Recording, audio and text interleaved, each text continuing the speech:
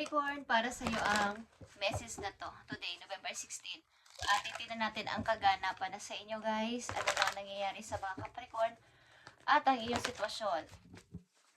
Pag-ibig man to sa pamilya, sa mga anak or sa inyong sarili mismo, sa karir ninyo at sa inyong pag-ibig. Okay, kung saan man kayo nandoon na sitwasyon. Nalalabas na message is titignan natin. Okay. November 16, 2025 sa mga Capricorn. Ibigay mo ang message sa kanila ngayong November 16, 2025. Okay? Mamaya natin ito titignan ng inyong mahalagang message sa to.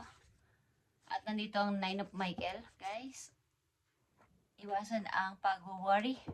Iwasan ang pag-overthink. King. Wala kang dapat ika-worry. Wala kang dapat na ikatakot.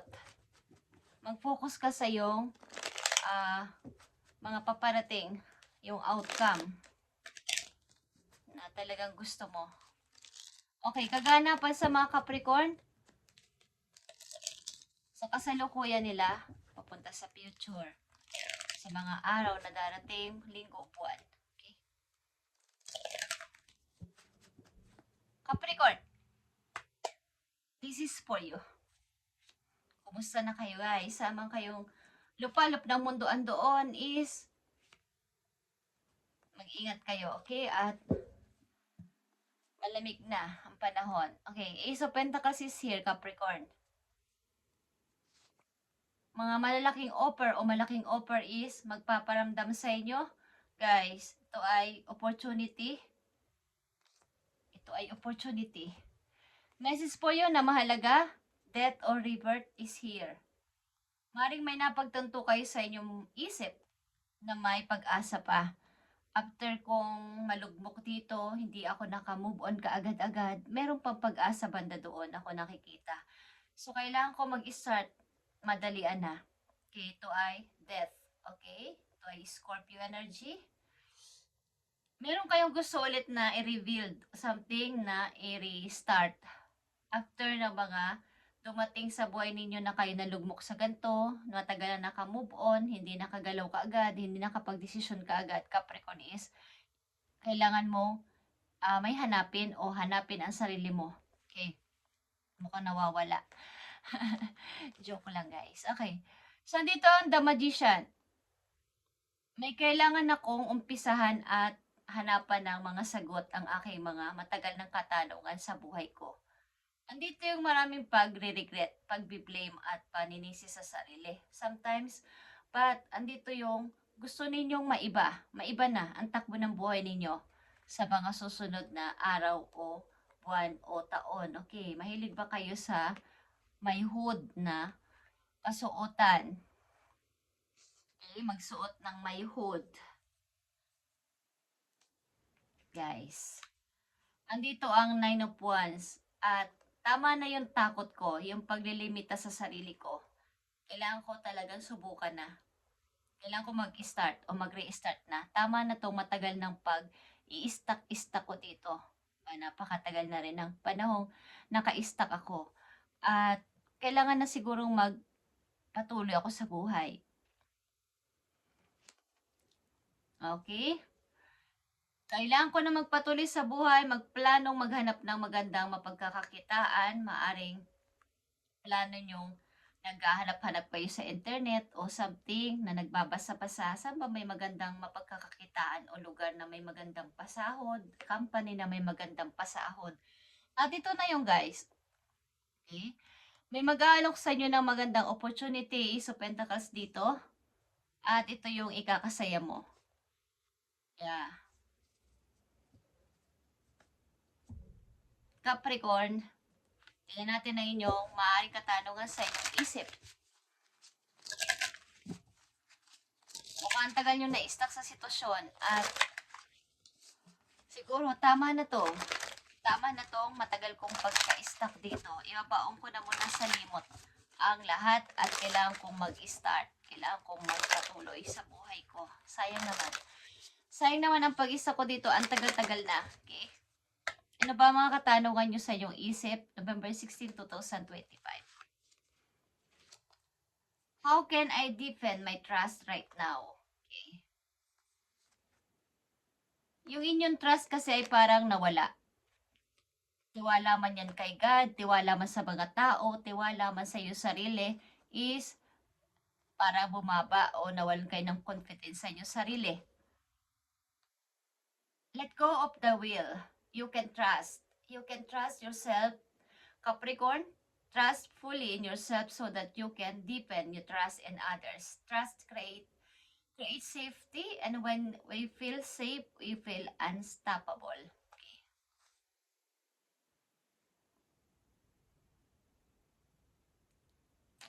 Kumbaga, huwag niyong isipin na lahat ay masama. Huwag niyong isipin na lahat ay masamang tao, may mga manloloko, may mga nang-i-scam, may mga chaos, may mga hindi maganda ang pakikitungo sa inyo. Kailangan is isipin ninyo na may mga tao pa ding mapagkakatiwalaan. Andiyan si God, unang-una na dapat kayo mag-trust sa Kanya na ibibigay ang inyong kailangan simula sa araw na to. Okay? Ang unang-una is mag-trust ka sa iyong kapalaran, sa iyong sarili, din, at makikita mo, wala na tong tigil. Kapag dumating yung, halimbawa, nag-start ka na, something na kayo ay may mga masamang nangyari sa inyong buhay na mga panloloko ng mga tao. Kamag-anak man yan, asawa man yan, kasintahan man yan, o sino-sino sa paligid ninyo, mga malalapit na kaibigan o kamag-anak. At nawalan na kayo ng tiwala kahit kanino. At mayroong dumarating yung time na gusto nyo silang, kumbaga magsalita kayo ng bad sa kanila. Pero tama na yon, hanggang doon na lang yon. Kailangan yung isilang ulit. Andito ang death or revert. Okay? At andito ang magician. Something na may huwag sana nyo nung gawin yun, okay? Yung pagsasalita ng bad sa kapwa sa parang panunumpa kahit na may ginawa sila sa inyo. So, hindi ko kayo masisisi kung yan ang inyong mga nagawa. Dati, but pwede naman itong baguhin, okay? Kumbaga, ilagay niyo na yung sarili niyo ngayon na, ito na ako ngayon, bagong Capricorn. At wala na lahat. Kailangan niyo magpatuloy at isipin ang inyong sarili. Huwag limitahan ang sarili. Kaya nyo yan, Capricorn. Okay? Find your center. Kailangan mong laliman ang pagtitiwala mo unang-una kay God at sa iyong sarili at magiging, kapag babalik din ang tiwala mo sa mga tao, maging ito mga tao na to ay nanira o sumira ng iyong tiwala. Dati is, nakikita nyo ba ang paparating na magandang opportunity sa inyo, guys? Capricorn is, mag-trust kayo at isurrender nyo kay God ang inyong alalahanin. Hindi ito titigil kapag ito ay inyong sinubukan. Lahat ng mga magaganda is paparating sa inyo, guys. Tingnan pa natin ang mga message na paparating sa inyo sa mga Capricorn. Kailangan ninyo mag-restart. Reset na ang button. Maging zero at magpatuloy. Okay, i-accept nyo to, wag nyo tong pakawalan ang paparating na opportunity na to. Hawakan yung mabuti para hindi malaglag. Okay. O hindi makuha ng iba. Page of Cups is here. Meron din kayong iniibig maybe sa malayo at ito ay parang nakahang. Kumbaga, walang kasiguraduhan. Walang kasiguraduhan.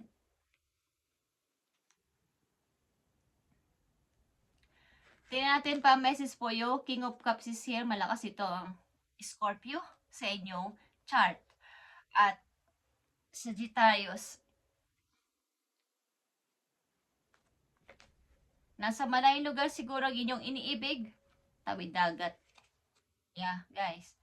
Mga paparating na mga mensahe pa sa inyo, meron sa inyong nagpaparamdam na isang person, maring mayroon sa inyo nagbe-message, guys. At ito ay Scorpio Pisces maybe. Yan sa water sign. At bala kayong ayaing mag-date maybe o may message sa inyo. Capricorn,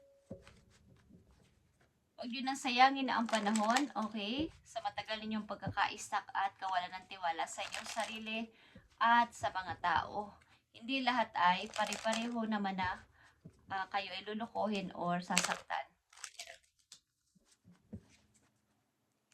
Kapag natutunan mong magtiwala ulit is unstoppable na to. Okay? Hindi na mangyayari pa ang nangyari sa'yo. Dati, something revealed is here. Sa mga Capricorn, message pa for you. Yeah, Capricorn, nakikita nyo ang palit-ulit na Ace of Pentacles is here. Guys, may mag-a-appear sa inyong magandang opportunity. Huwag nyo tong papakawalan. And the devil din is here or temptation. Like kayong umiwas sa mga unhealthy na mga habit or routine. Ano man itong pagkakahumalingan ninyo ay umiwas kayo. Okay? Ito man ay mga love triangle, guys. Capricorn, tingnan pa natin ang message for you, last message for you. Knight of Wands is here. Okay, may mga ginagawa din kayo sa buhay na nakapagpapasaya sa inyong sarili. Or tigilan nyo ang pagpunta sa mga, kung kayo ay mahilig sa mga party-party, huwag masyadong lumagpas sa limitasyon. Hanggat kayo ay safe, okay naman, Capricorn. Okay.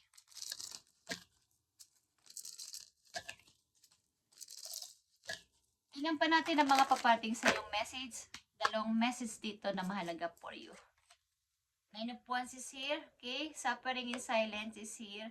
Or Four of Wands is here. Okay.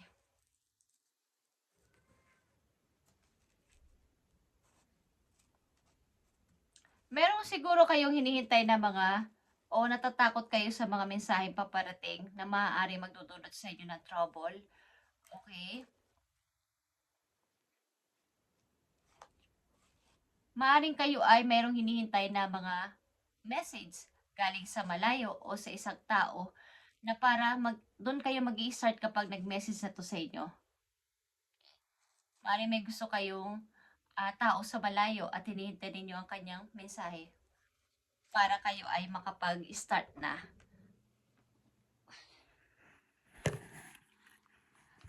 Ay, nako. Capricorn, dinadalaw ka ng aking pusa. Okay. Okay, Capricorn. Para sa inyong career and money. Tingnan natin.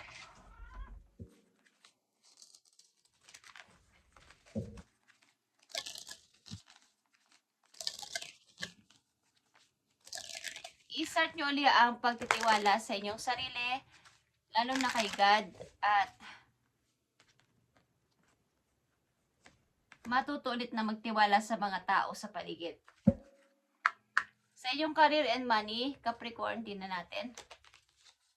Andito ang laborer, kayo ba ay nasa, yung mga laborer, yung mga nasa factory, or yung mga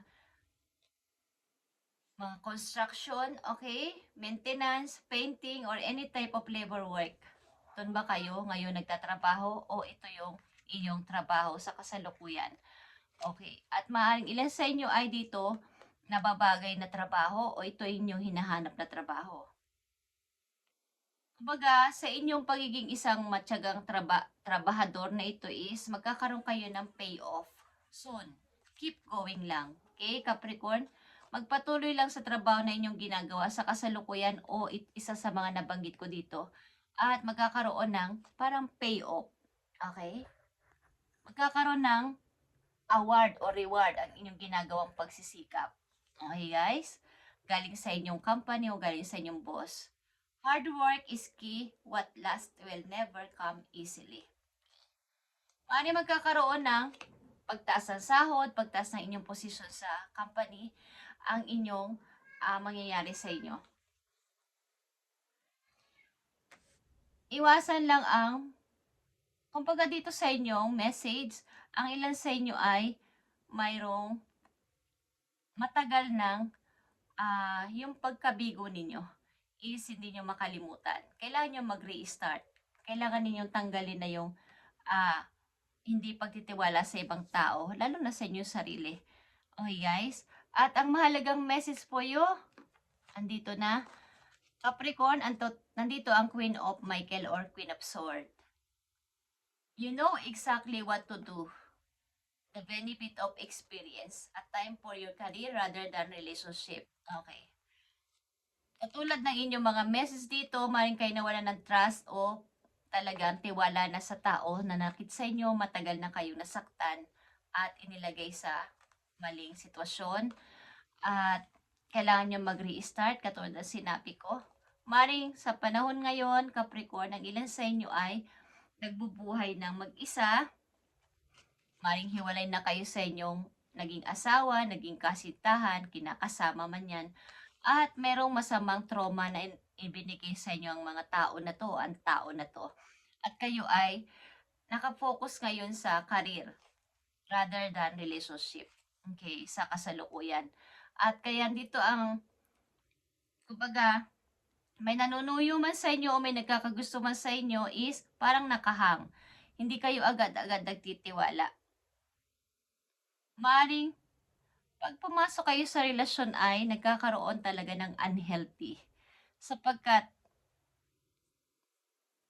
hindi ko alam kung kayo ay lubos-lubos ang binibigay na tiwala talaga sa isang tao. Pero this time, ang ilan sa inyo ay natuto na. Dahil sa inyo mga nag experience Yun ang gusto ko sabihin. Okay? Ang ilan sa inyo ay, kumbaga, matagal ng single. May mga nanliligaw sa inyo, maaari dito, medyo young, okay, young, or mas bata sa inyo. Kaya ang hirap mag-trust. Ang hirap magtiwala kaya. Okay, yan ang sinasabi ninyo. Okay guys, Capricorn, ito inyong message today at maaaring kayo ay, ilan sa inyo ay, kung naghahanap ng trabaho is mas maganda dito ang yung kayo ay, matatawag itong laborer. Okay, at sa inyong pagiging isang matyagang magtatrabaho dito is magkakaroon ng payoff. Keep going. Okay? Thank you Capricorn at ito ang inyong message today, November 16, 2025. At pagpalain kayo ni God sa inyong mga gagawin at sana mawala na tong inyong di ko alam kung kayo ay nag-judge agad sa taong lumalapit sa inyo sapagkat nawala nga ang inyong tiwala sa mga tao. Okay, mag-trust kayo at isurrender kay God ang inyong mga worry. You can trust yourself at mararamdaman ninyo na masaya pala. Okay? Masaya palang mamuhay ng mayroon ulit, ibabalik ulit ang tiwala ko sa sarili ko at sa mga tao.